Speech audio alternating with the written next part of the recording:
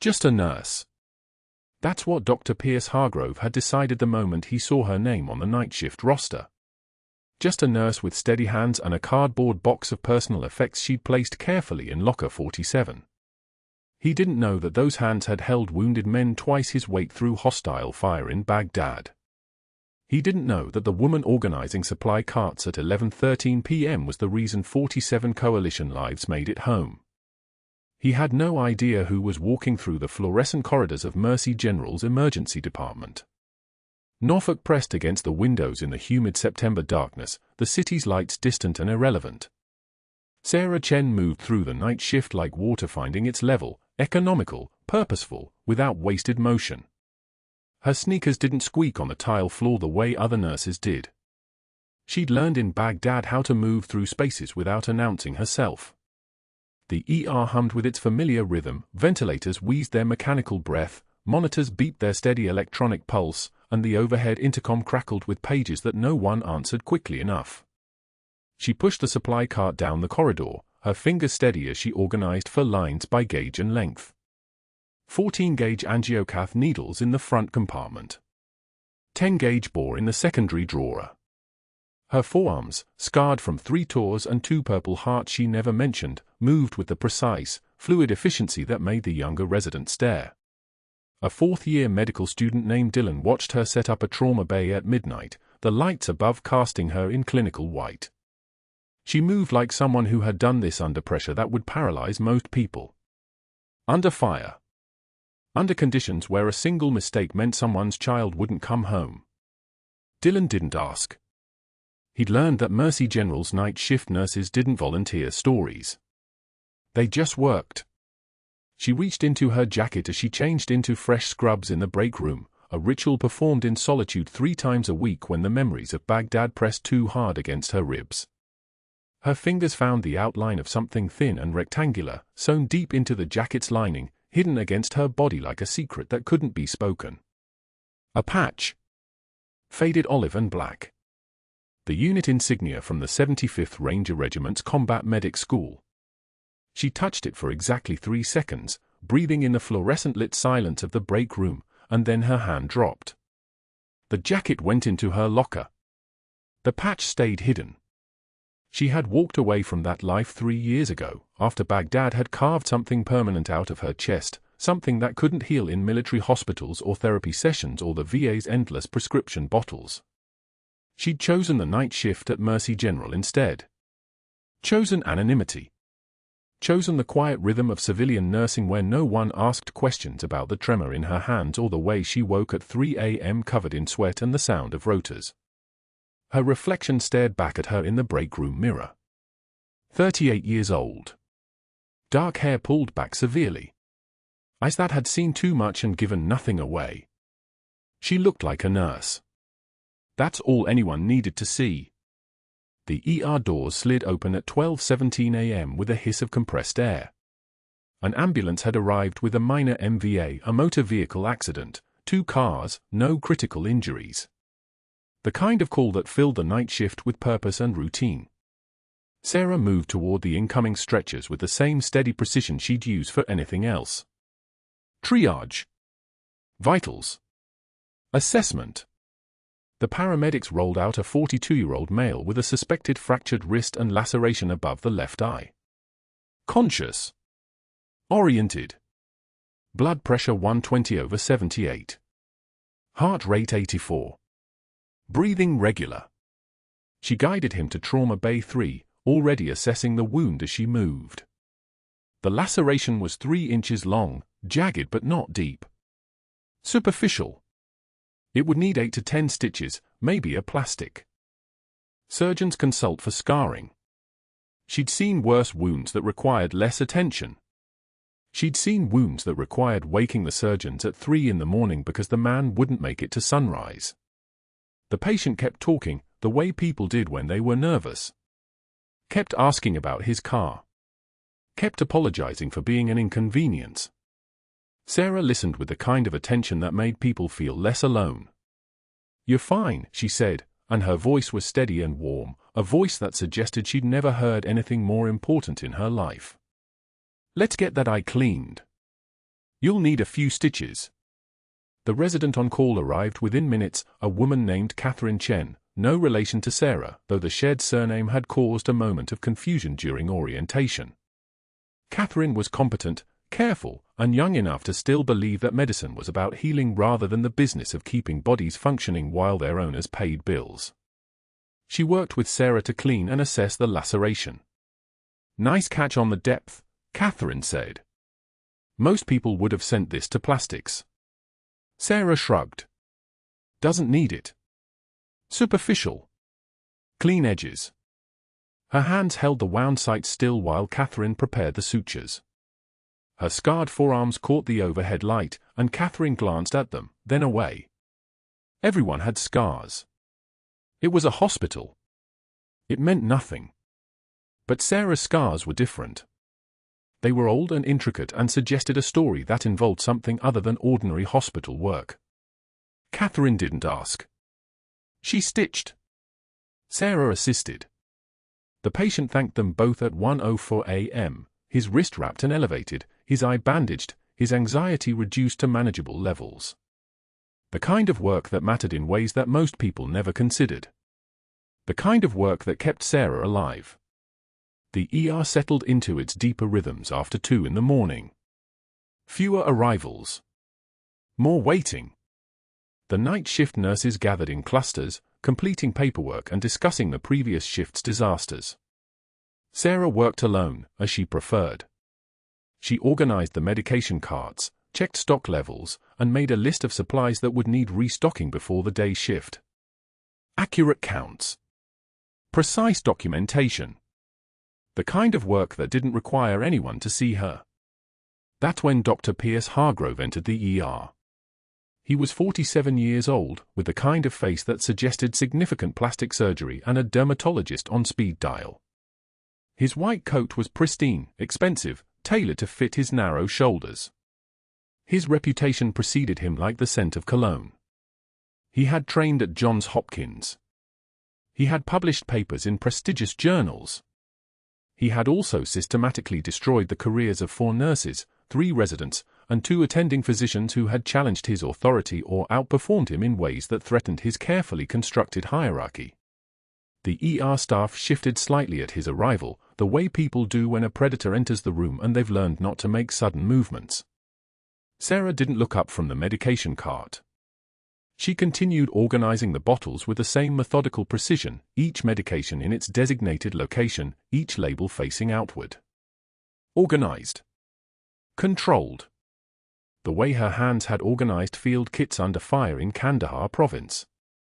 The way her hands had organized supplies while soldiers bled through bandages in the back of a transport helicopter. The way her hands knew how to organize chaos into something survivable. Dr. Hargrove's eyes found her. He assessed her the way a general assesses a new soldier, calculating vulnerability, searching for weakness, determining how quickly she might break.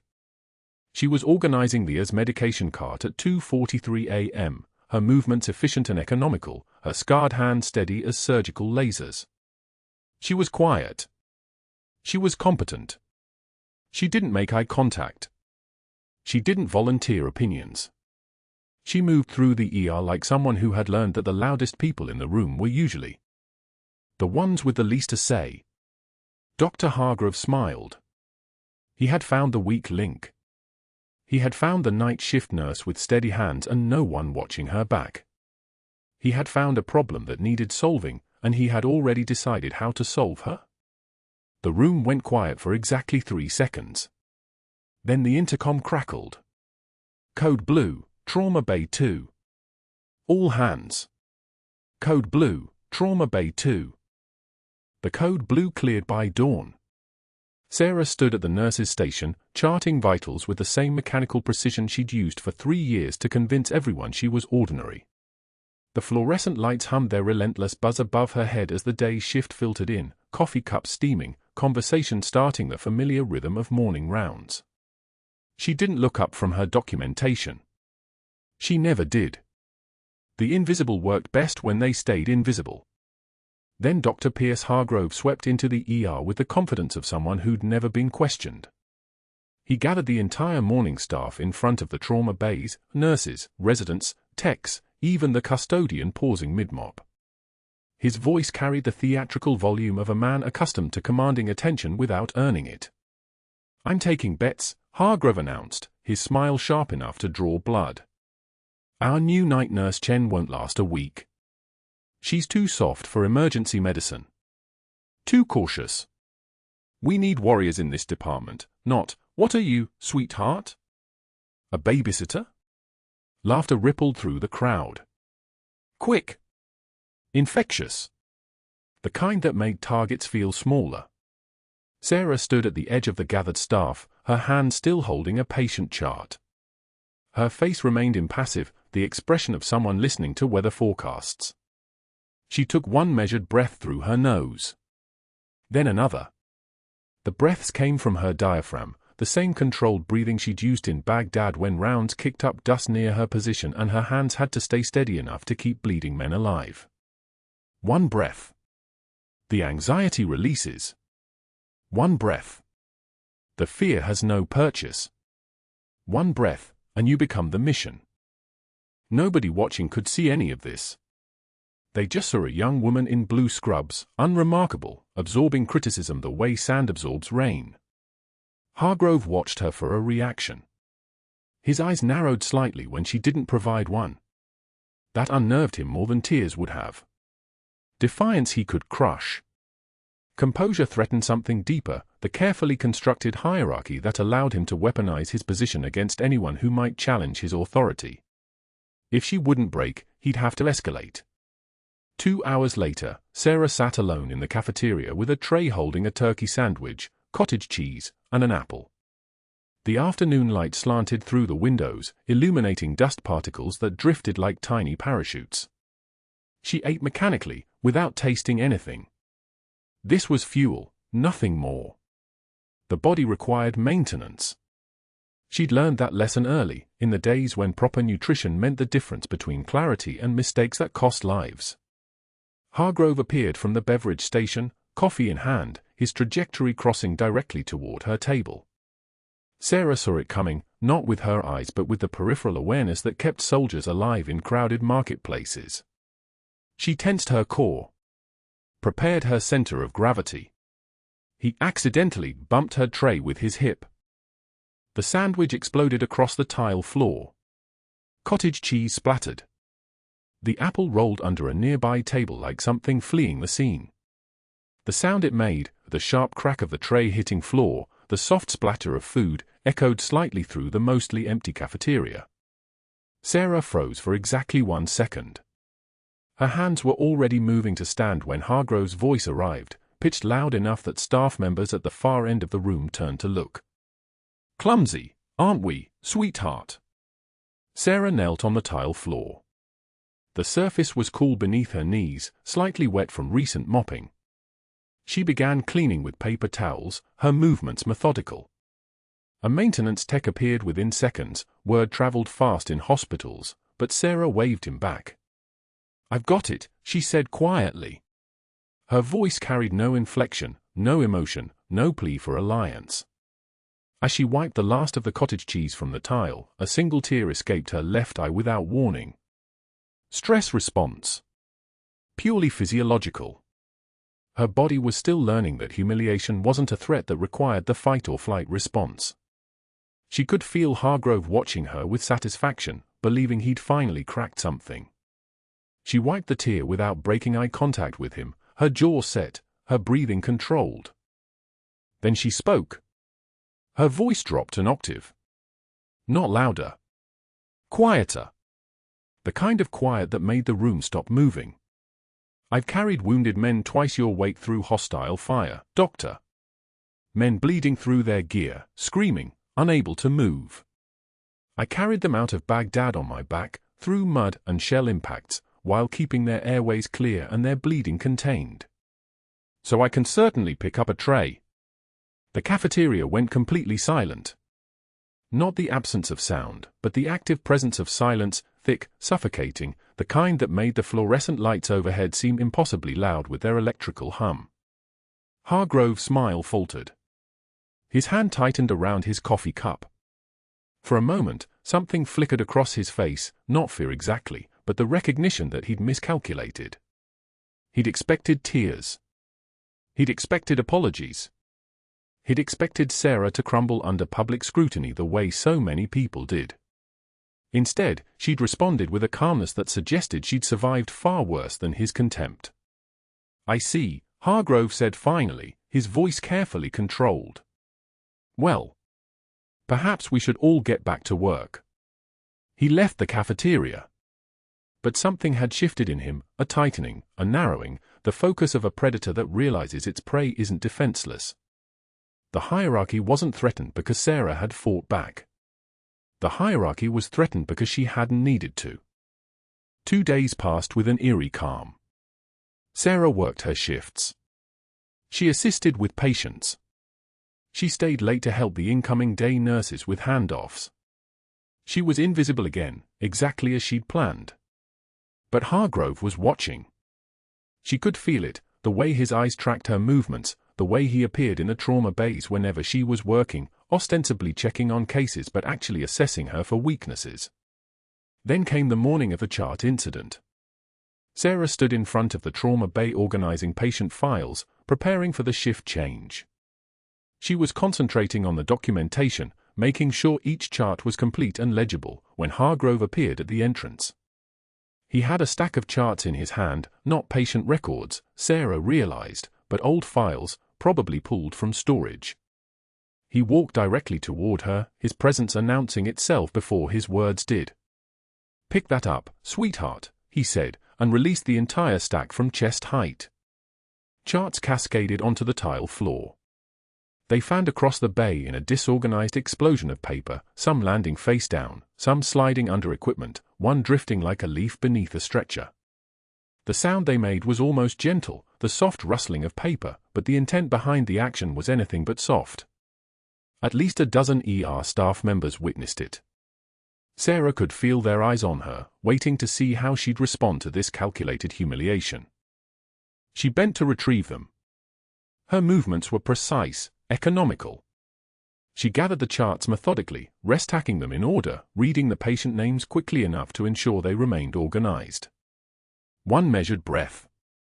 The anxiety releases. One breath. The fear has no purchase.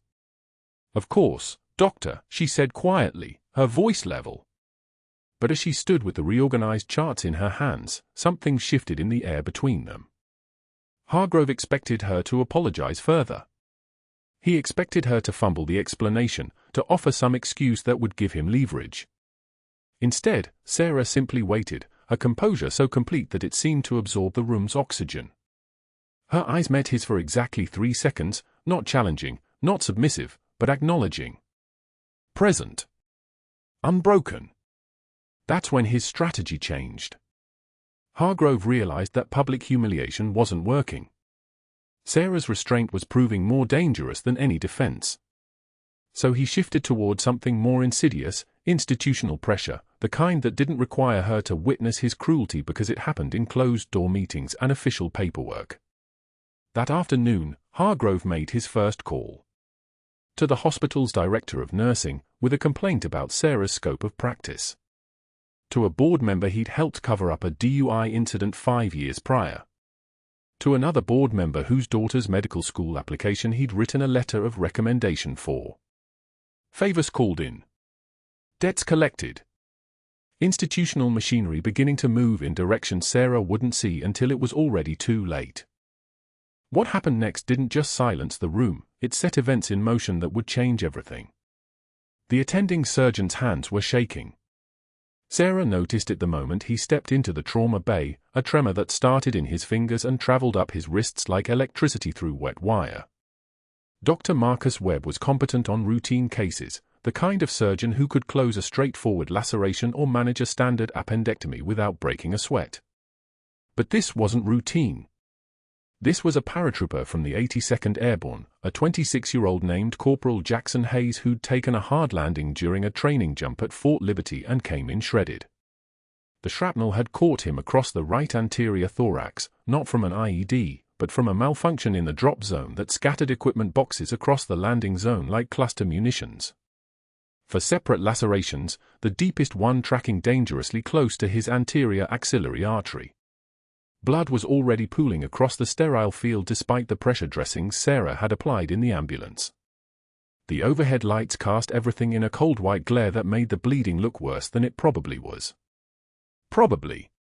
Suction, Webb said, and his voice cracked on the second syllable. Sarah handed him the suction tip without comment, watching his pupils dilate slightly as he bent over the wound. He was panicking. She could see it in the way his shoulders had risen toward his ears, the shallow breathing that would decrease his fine motor control, the way he was holding the suction tip like it might explode in his hands. She'd seen this before, good doctors hitting a wall where their experience suddenly felt insufficient, where the gap between textbook knowledge and the living, bleeding reality in front of them became a chasm. The fluorescent lights hummed their mechanical rhythm overhead. "Irrigate," Webb said, his voice smaller now. Sarah prepped the saline without looking at him, her movements precise and economical. She'd done this 10,000 times, or close enough that muscle memory had replaced conscious thought years ago. One hand holding the field steady, the other directing the irrigation stream with a kind of delicate pressure that cleaned without destroying tissue planes. The saline ran pink with diluted blood, swirling down the suction tube with a sound like wind through a canyon. Hayes was conscious, his jaw clenched against the pain, his military training keeping him from crying out even though his vitals were climbing, heart rate at 112, blood pressure still holding at 118/74 but trending downward. Webb reached for the needle. His hand shook. It wasn't a small tremor. It was visible. A quarter-inch deviation from center as he tried to approximate the edges of the deeper laceration, the one that needed a field suture first before he could address the superficial layers. The needle went in crooked. Came back out. He tried again. Same result.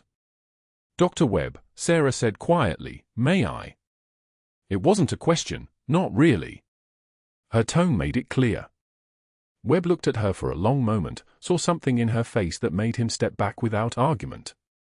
He set the needle driver on the Mayo stand with the careful deliberation of someone handing over a loaded weapon. Sarah picked it up like she'd been born holding it.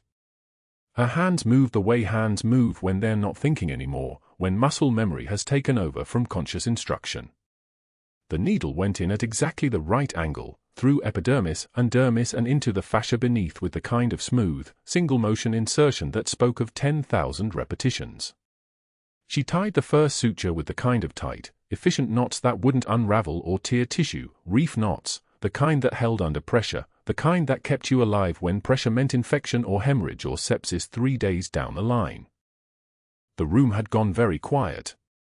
Hayes was watching her hands with the intensity of a man studying scripture. His eyes tracked every movement, every suture, the way she would pause between stitches not to admire her work but to assess the tissue planes beneath, to ensure she wasn't creating pockets where fluid could collect, where infection could hide.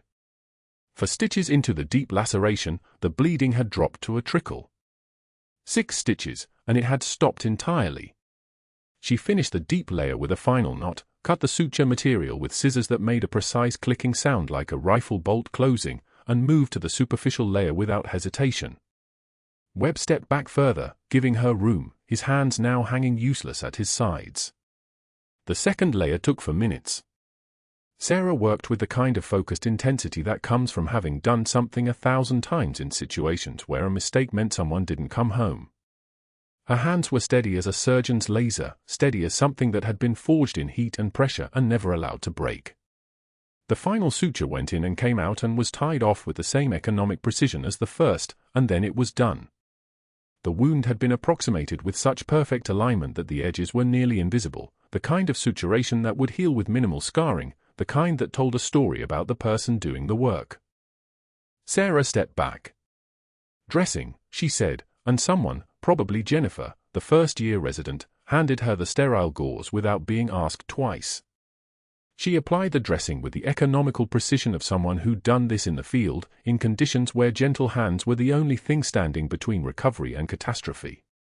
The gauze went down smooth and sure, and then she looked up. Hayes was staring at her hands like they'd just performed a miracle instead of a routine suturing procedure. "That was field technique," he said quietly. His voice was the voice of someone who'd just recognized something sacred. "That was Special Forces field technique. The suturing pattern, the tension, the way you—" He stopped, studying her face with sudden intensity. "Only Special Forces medics cut like that. Where did you serve?" The room didn't get quieter. Quiet had already been achieved. This was something else. This was the kind of silence that happens when a question gets asked that shouldn't have been asked, when someone's recognized something that was supposed to stay hidden. Sarah didn't look away from the gauze she was securing with careful tape. "I'm a nurse," she said, her voice the flat, level tone of someone reading from a script. "I worked with a lot of military personnel during my training rotations." "No." Hayes shook his head. "No, that's not. You didn't learn that in nursing school. That's combat medicine. That's something you do because you have to, because lives depend on it, because you've done it so many times that your hands know the way without your brain having to tell them." He pushed himself up on his elbows despite the 4 lines and the monitors and the protests from his nervous system. "Who was your unit?" Sarah's jaw clenched exactly once. "That would be classified, Corporal," she said quietly. "And you should rest."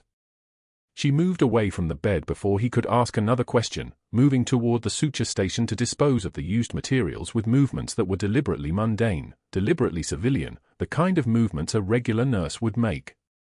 But Hayes was still watching her, his eyes following her hands like they were tracking something that had just dropped its disguise and revealed what it actually was. Webb had disappeared. Sarah wasn't sure when. Had he been angry? Had he reported what just happened to Hargrove? Had the attending surgeon, the one whose hands had shaken, whose confidence had crumbled, already made a call that was setting something in motion? She finished disposing of the materials and checked Hayes's vitals one more time, making sure the bleeding had truly stopped, that the fluid replacement was keeping pace with the blood loss, that his heart rate was trending downward now that the immediate crisis had passed. "Thank you," Hayes said quietly. Sarah didn't answer. She just nodded and moved on to the next patient, the next emergency, the next moment where she was just a nurse in scrubs doing her job in a Norfolk hospital, and not someone else entirely. Someone with a history that lived in stitches and muscle memory and decisions made in the dark. The faded unit patch sewn into her jacket lining suddenly felt heavier than it ever had before. The stretcher hit the ER doors at 2:43 a.m. like a missile breaching a bunker. Boots thundered on tile. Shouts overlapped, cardiac tamponade, massive pneumothorax, bleeding out, the paramedic's voice clipped and urgent. The paratrooper's chest heaved wrong, asymmetrical, his skin the color of spoiled cream. Blood pooled beneath him, spreading across the gurney like spilled wine. Dr. Morrison, the on-call surgeon, was 10 minutes out. Maybe less. Maybe more. In the ER, distance measured in heartbeats, not miles. Sarah moved. She didn't think about Baghdad. She didn't think about the patch sewn into her jacket. She moved the way muscle memory moved, automatic, precise, like a weapon sliding from its holster. The paratrooper's chest wall was collapsing inward with each breath, the pericardium filling with blood that should have been flowing through his veins. His heart was suffocating inside its own fluid. "I need a 14-gauge needle," she said. Not a request. A command delivered in a voice that made the resident step sideways without questioning. "Ultrasound. 2 liters warm saline. Now." The nurse, Rodriguez, newer, still learning, moved. Everyone moved. Sarah's hands were already scrubbed, already steady. The kind of steady that comes from holding other people's lives together while artillery painted the sky. The kind of hands that didn't shake when there was no time for shaking. The paratrooper's eyes found hers. Conscious. Terrified. Drowning. "You're going to feel pressure," Sarah said. 4 words. Everything else was unnecessary. She located the space between ribs 5 and 6 at the mid-axillary line, the same space she'd violated 17 times before, in a burning Humvee outside Fallujah, in a blown-out clinic in Kandahar, in the dark where the only light came from muzzle flashes. Her fingers marked the insertion point. Clean. Confident.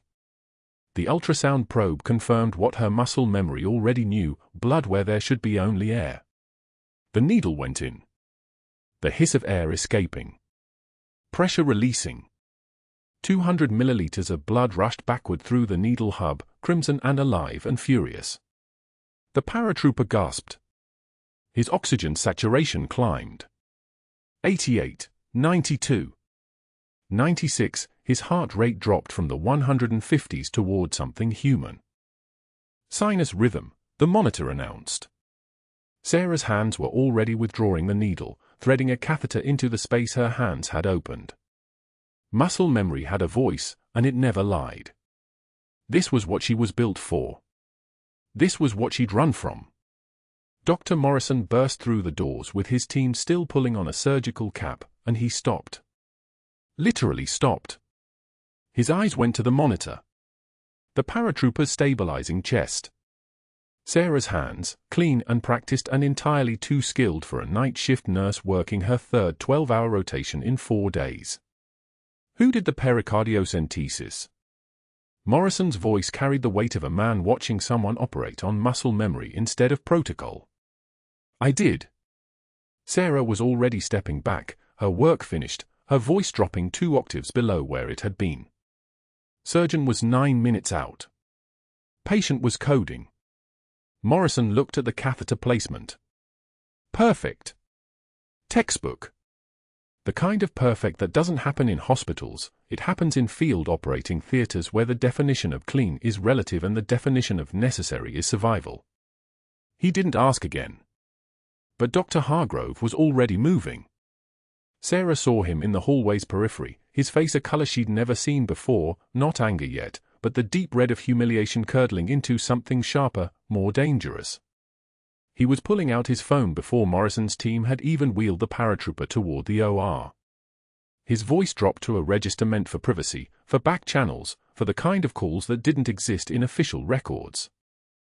She heard fragments as she washed her hands at the sink.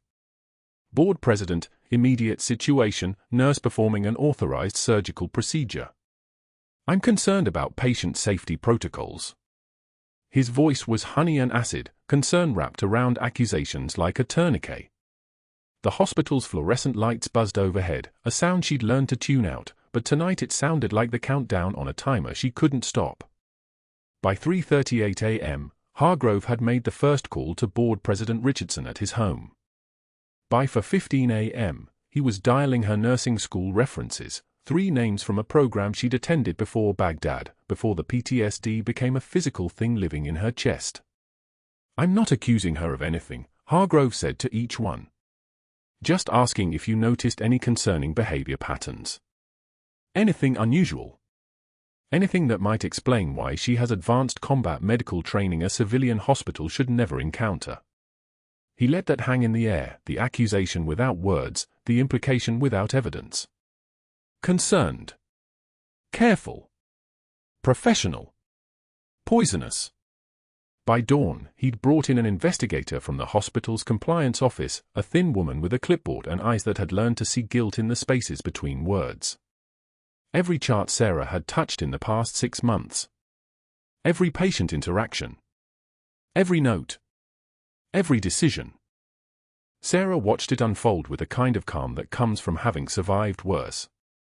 She'd learned long ago that panic was a luxury, that the body's response to threat could be controlled the same way you controlled breath during a tactical approach.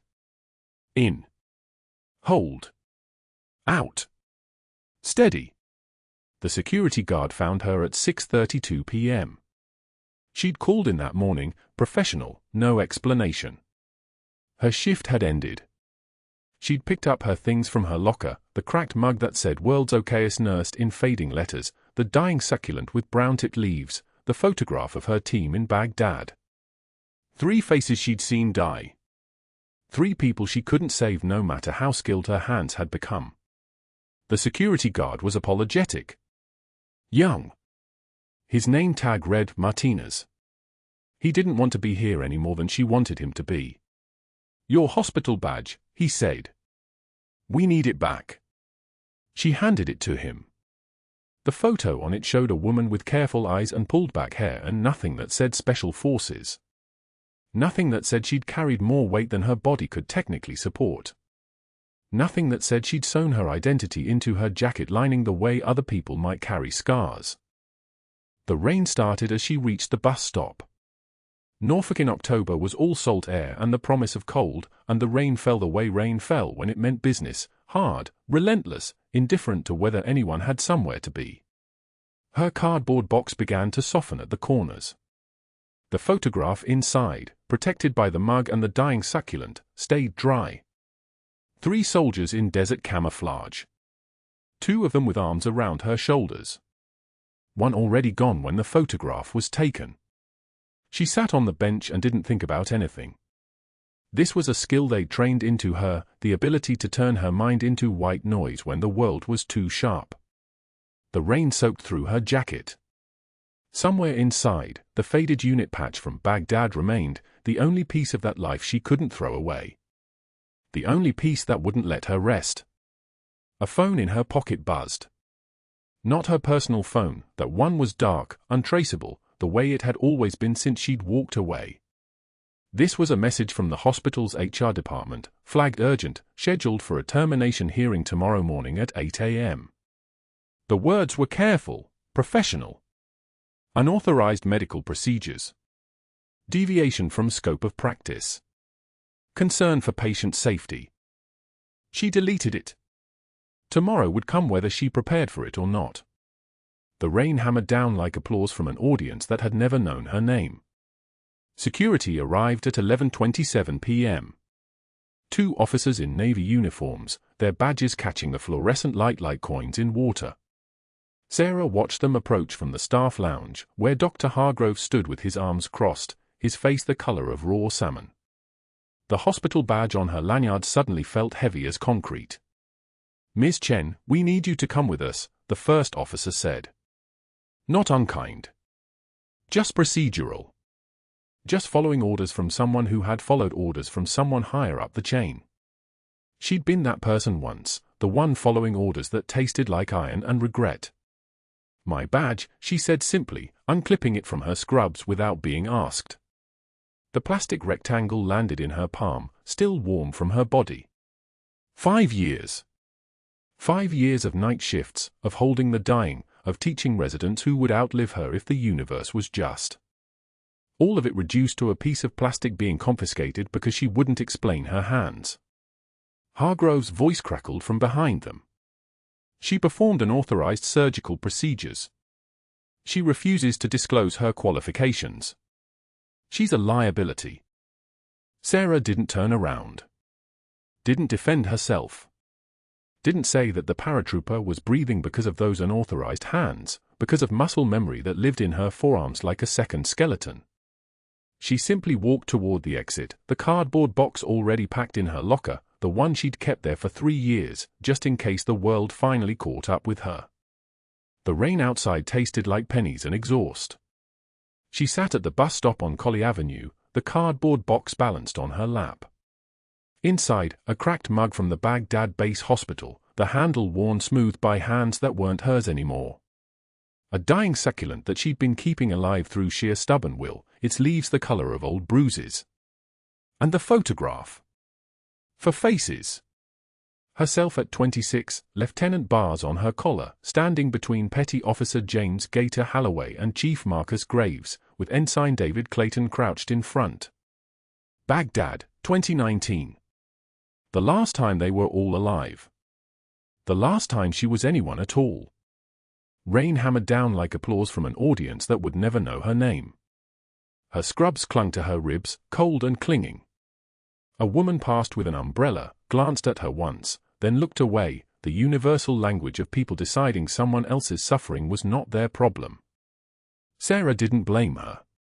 For 3 years, she'd been teaching herself that language. For 3 years, she'd been trying to become invisible enough that history couldn't find her. The bus came. She didn't get on.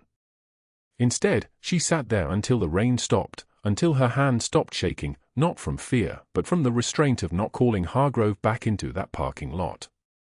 From the discipline of not explaining what it meant to hold someone's chest cavity open while their heart flatlined, to push 1 milligram epinephrine directly into the ventricle while their blood ran warm across your gloves. From the discipline of knowing that people like Hargrove would never understand that saving the paratrooper's life wasn't a choice. It was breathing. It was the only thing she'd ever been good at. She got home at 1:15 a.m. and set the cardboard box on her kitchen table. In the morning, she would start looking for other jobs. Grocery store pharmacist. Clinic nurse in some rural hospital where nobody asked questions.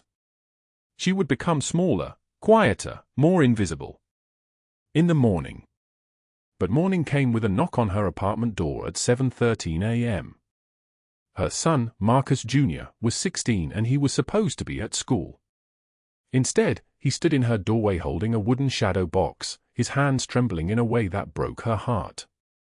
His voice cracked like thin ice. "Mom, they need to see these. You can't let him win." He opened the shadow box. The medals caught the morning light, bronze and ribbon and the weight of decisions made under fire. His voice wavered as he read the engraving aloud, Senior Chief Petty Officer Sarah Chen, Naval Special Warfare. She reached for the box. He pulled it back. "No," Marcus Jr. said, and for the first time in his life, he sounded like her. Not deferential. Not asking. "You're going to let me tell them what these mean." 2 hours later, they walked through the glass doors of Mercy General's administrative wing. The hospital conference room was full, board members, the outside investigator, Hargrove standing near the window with his jaw clenched. Hospital Administrator Janet Reeve sat at the head of the mahogany table, her face a careful blank. The paratrooper was there too. Still in a wheelchair, still moving like parts of him were held together by will and suture, but his eyes were sharp as tactical glass. His name was Lieutenant Commander Daniel Rourke, and he rolled himself closer to the center of the room. Marcus Jr. held up the shadow box. "Bronze Star," he read, his voice steadying as he continued. "Bronze Star. Bronze Star." He paused, letting the weight of 3 separate decorations settle into the room like a defibrillator shock. Then, Navy Cross. The attending nurse, the one who'd picked up the citation after the emergency surgery, covered her mouth. Rourke's voice cracked like rifle fire. "That's 3 Bronze Stars and a Navy Cross for Valor under fire. She pulled 4 of my operators out of a kill zone in Baghdad. You fired her for saving my life." The FBI liaison stood then. She'd been sitting in the back corner, nearly invisible until now, a technique Sarah recognized because she'd used it herself.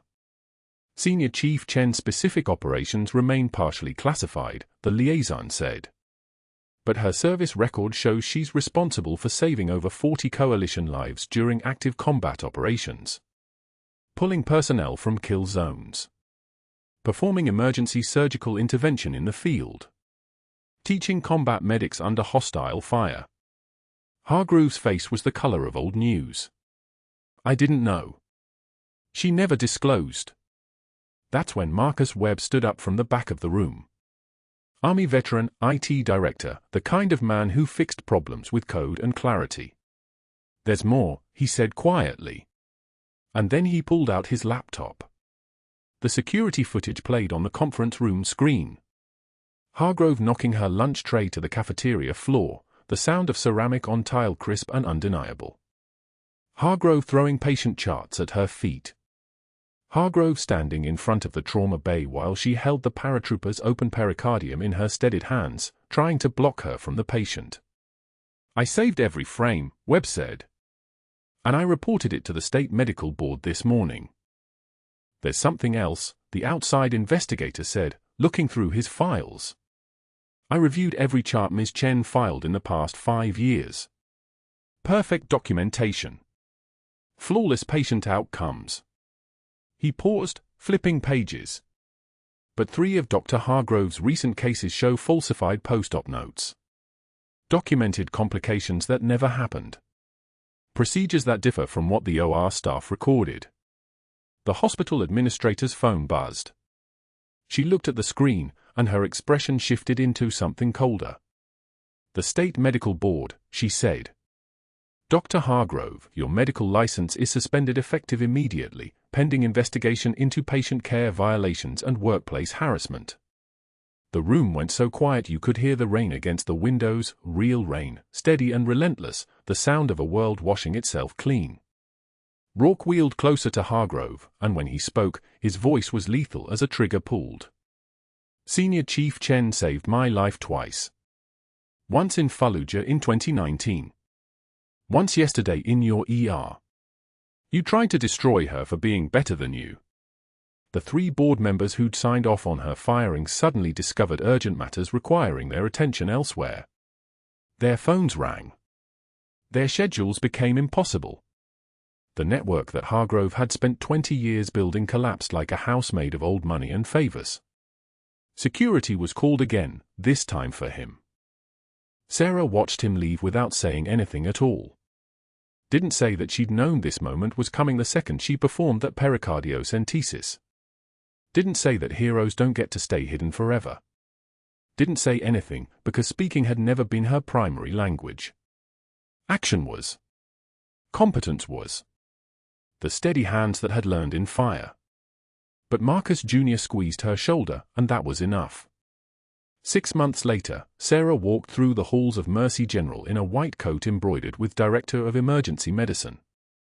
The letters were navy and gold, crisp and official.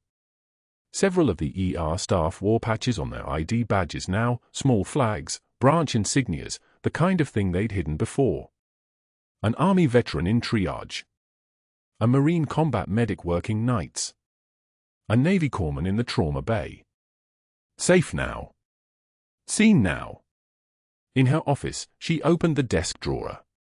The faded unit patch from Baghdad, the one she'd kept sewn inside her jacket lining, now rested in a small frame, no longer hidden. No longer a secret carried against her ribs like shrapnel that couldn't be removed. Beside it, the photograph from her cardboard box. The one with Gator and Graves and Clayton. Restored. Framed. Honored in the light. A young nurse knocked on her open door. Fresh out of school, eager in a way Sarah remembered being, before Baghdad taught her what eagerness cost. "Dr. Chen, I have a question about the trauma protocol for compound fractures with vascular compromise. And the new residents are asking about your service. What should I tell them?" Sarah pointed to the photograph. "Tell them the truth. Tell them that Senior Chief Petty Officer Sarah Chen served with the finest warriors she'll ever know. Tell them that Gator Holloway saved her life in 2018. That Marcus Graves taught her how to move under fire with mercy. That David Clayton died believing someone would eventually tell his story." She paused, touching the frame. "Tell them that heroes walk among us. Sometimes in scrubs. Sometimes saving lives in the dark." Across the city, at a community college gymnasium, Dr. Hargrove taught CPR basics to a class of bored teenagers for minimum wage. His medical license remained suspended. His reputation, rebuilt once through institutional power, had shattered like glass under pressure. He was nothing now. Just a man teaching chest compressions to people who didn't care about his credentials. Sarah didn't think about him often. But when she did, it was without anger. Without satisfaction.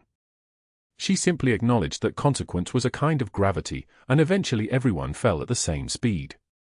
The rain continued outside her office window, drumming like a heartbeat that had finally found its rhythm. She had work to do. A trauma team to train. A culture to change. An emergency department where no future employee would sit in a rain-soaked bus stop, wondering if being good at their job made them dangerous. She had her team back in a way. Not Gator, not Graves, not Clayton. But Marcus Jr., who finally understood his mother's hands. And Webb, and Rourke, and a dozen people in scrubs who now walked through these hallways knowing they were safe. Knowing they were seen. That was enough. That was more than enough. Subscribe to this channel if you've ever been underestimated by someone who had no idea who they were standing next to. Like this video if you think Sarah's next chapter should include mentoring the next generation of combat medics. And comment below, what would you have done in Dr. Hargrove's position when you realized who you were really facing?